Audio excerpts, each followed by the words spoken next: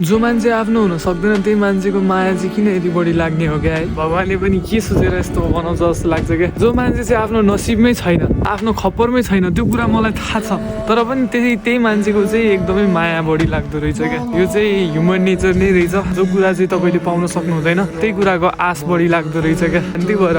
आफूले आफ्नो फिलिङ्स चाहिँ सबैको अगाडि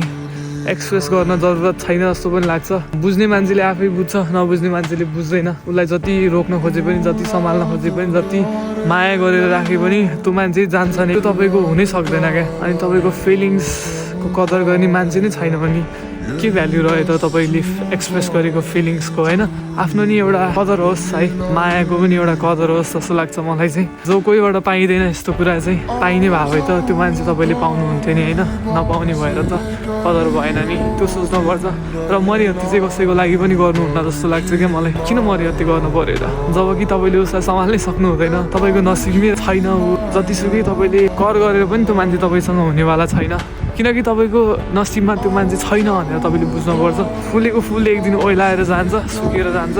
त्यस्तै हो तपाईँको फिलिङ्स पनि एक दिन बिलाएर जान्छ त्यो मान्छेप्रति अब तपाईँले पाउनु हुँदैन भनेपछि होइन त्यो कुरालाई रहर पनि गरेर काम पनि छैन जस्तो लाग्छ मलाई चाहिँ त्यो भएर रहरै नगर्नु त्यस्तो कुरालाई मार्दिनु छोड्दिनु लाइफमा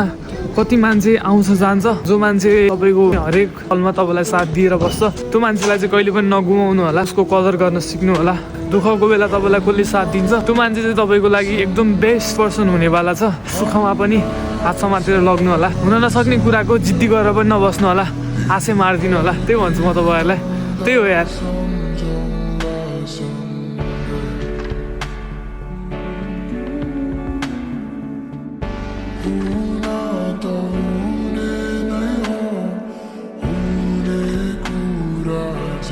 जस्तो जतै यही बस्छु